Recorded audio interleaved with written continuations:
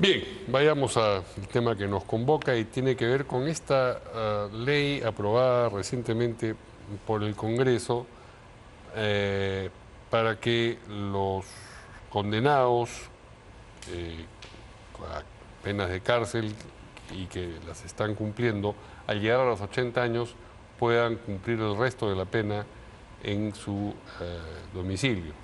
Esto es noticia porque el abogado del expresidente Alejandro Toledo, ya condenado, el señor Roberto Su, ha confirmado que el 28 de marzo pasado, es decir, mes atrás en realidad, cuando cumplió 80 años Alejandro Toledo, pues él solicitó a nombre de su patrocinado acogerse a esta ley y que fue promulgada el 11 de diciembre del 2024 y que están a la espera de que el trámite termine para que vaya a su casa Alejandro Toledo.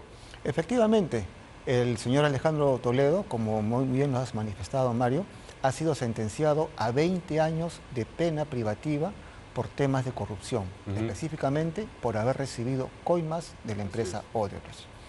Y que en diciembre del año pasado el Congreso promulgó una ley que beneficia a las personas que tienen más de 80 años para que puedan cumplir sus condenas de cárcel. En vez de la cárcel serían una detención domiciliaria.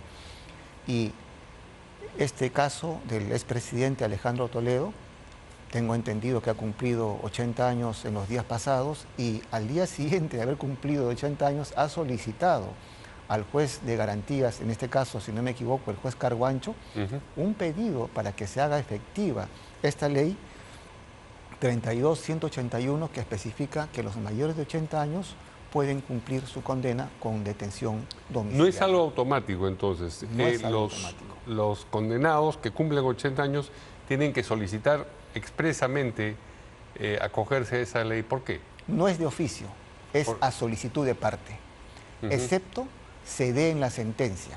Por ejemplo, en el caso del señor Peñaranda, sí, que creo que ha sido consultado, ¿no?, por la empresa Alfa Cónsul, que fue también sentenciado por corrupción al haber recibido dinero de Odebrecht, en la propia sentencia, al tener el condenado más de 80 años, se especificó de manera expresa y taxativa, en la misma resolución de la sentencia, que esta sentencia va a ser cumplida en detención domiciliaria, porque ya tenía más de 80 años.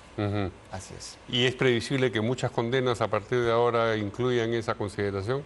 Todas. ¿Todas? Todas. Las personas que tienen más de 80 años y son sean condenadas sentenciadas y tienen más de 80 años, en la sentencia debe especificarse el modo de que se va a llevar a cabo este cumplimiento. Sí. Y la ley es muy clara en este sentido, para bien o para mal. Pero entonces, si la ley es clara y esto se aplica sencillamente a todos los que cumplen 80 años, ¿por qué tienen que pasar por el trámite de pedir la autorización del juez? Porque en el tiempo que fueron condenados antes, pero igual se sabe que tienen 80 años y que la condena persiste. En los temas penales, procesales penales, casi nada es de oficio. Todo es a solicitud de parte. En este caso, la defensa del presidente Toledo ha solicitado que se beneficie a su patrocinado con esta ley, incluido todo lo que son, pues, digamos, la parte accesoria, es decir, la condena en un centro, bueno, en su domicilio, que tiene que acreditarlo de una forma, digamos, periódica. Tiene que ir a un sitio a registrarse. No, el mismo INPE va y hace el control junto con la Policía Nacional, como son en las detenciones domiciliarias comúnmente. ¿Le pueden decir que no? Es muy difícil.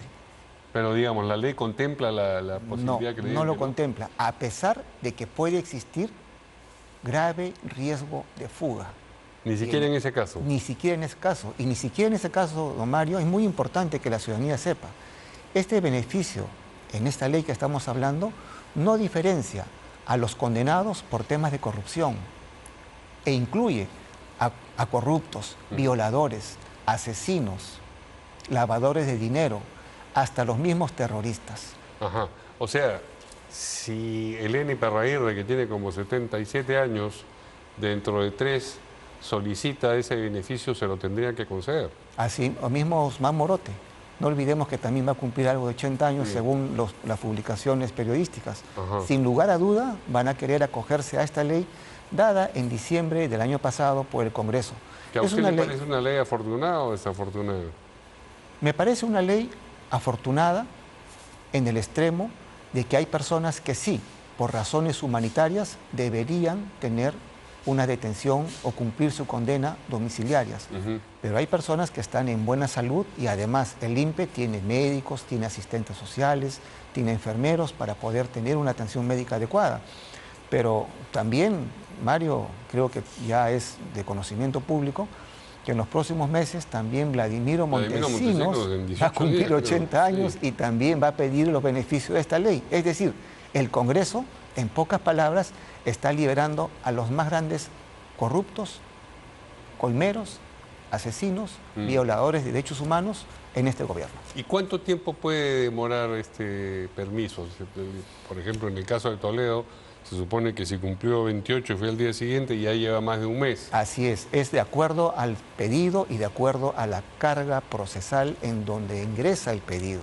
O sea, le pueden dar 6 meses más si es Así que es. no... Y es facultad del juez hacerlo en forma inmediata o convocar a una audiencia para que las partes, el Ministerio Público y la defensa del procesado o condenado, den sus alegatos, sus fundamentos y el juez finalmente resuelva. Pero conforme ¿por a qué ley. tendrían que presentar alegatos, insisto, si la ley es Suposición. clara?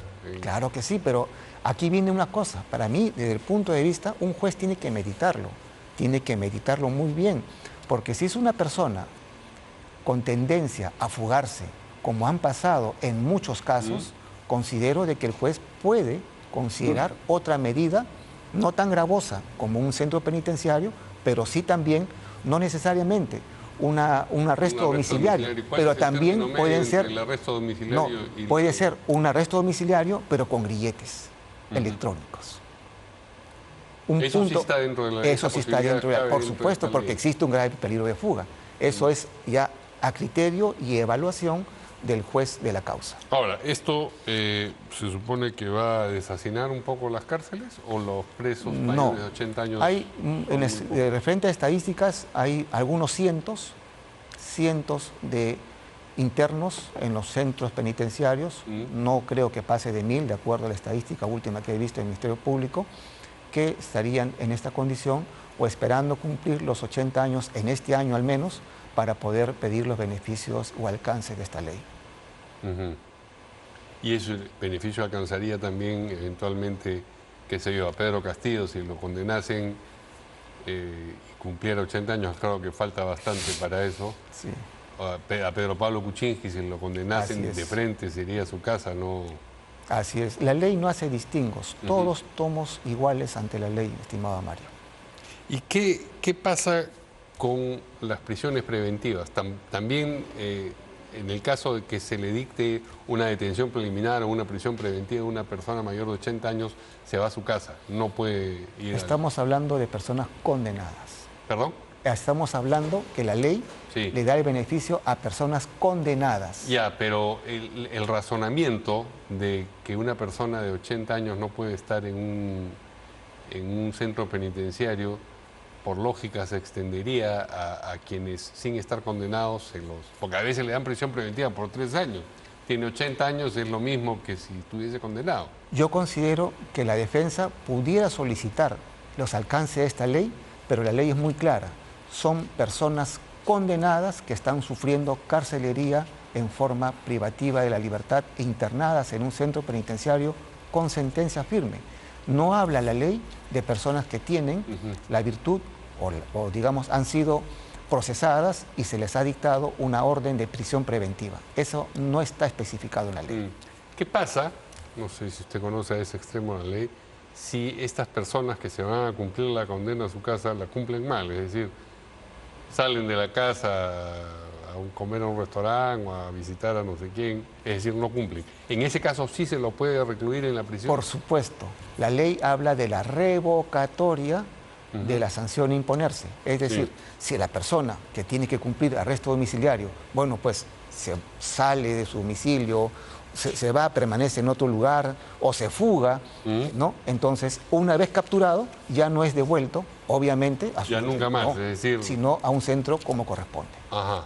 Así es un peligro evidente de fuga. Todo eso está entonces Todo está contemplado enmarcado en la ley. Así es. Muy bien. Quería preguntarle también por un asunto que tiene que ver con una persona de 80 años, que es el expresidente Sagasti. Se ha votado la inhabilitación, no se consiguieron los votos, pero eso es una sanción política, eso no tiene un curso penal, pero al mismo tiempo se aprobó que la denuncia constitucional sí fuera del Ministerio Público. Así es. ¿Cómo ve usted esa situación? ¿Tiene posibilidades de prosperar el ministerio? Ya sabemos que a la cárcel no va a ir porque tiene 80 años. Para empezar, no va a ir a la cárcel porque Sí, tiene más de claro. 80 años. Pero acá viene la sanción política y la sanción, o en todo caso, la política ya se sabe ya quedó que no de lo ha lado. recibido, Así sí. es. Ahora, el Congreso ha solicitado de que se envíe este tema al Ministerio Público para que sea investigado, en todo caso procesado, por el delito que se le está imputando. Pero seamos claros, eso ha pasado muchos años y estoy seguro de que en alguna manera u otra puede caer en un tema de prescripción, puede caer en un tema procesal, en donde ya el Ministerio Público va a determinar si existe o no responsabilidad en el caso del expresidente Sagasti al haber dado de baja o separado, haber dado no, pasado a retiro a algo de 19 generales de la policía. Sí. Cosa que, de mi punto de vista, Eso estaba es lo que le iba a en preguntar. su facultad porque así lo indica la Constitución. Ajá, es decir, ¿usted no cree que ha habido ahí No, estaba en su facultad y era pues una potestad de poder pasar al retiro como indica la Constitución. Bien, finalmente, Interpol Lima remitió a Francia la orden de captura internacional para su inscripción en la alerta roja de Ilan Heredia, el hermano de la señora Nadine Heredia.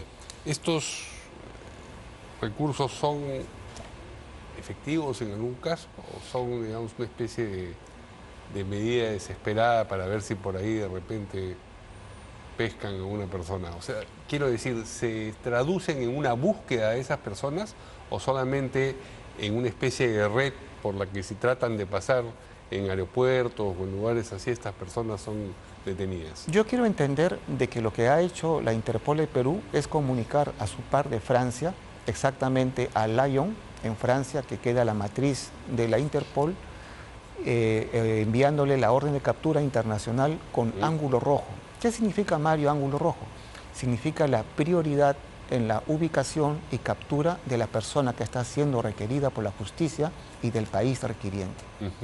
Pero lo que me llama la atención es que el Ministerio Público ha solicitado al juez que se emita una orden de captura internacional porque, de acuerdo a lo que hemos escuchado todos en los medios de comunicación, el Ministerio Público asegura de que este señor prófugo de la justicia se encontraría en Brasil, cosa que es bastante probable porque su hermana ya se encuentra en Brasil bajo una figura jurídica de la protección de asilo político.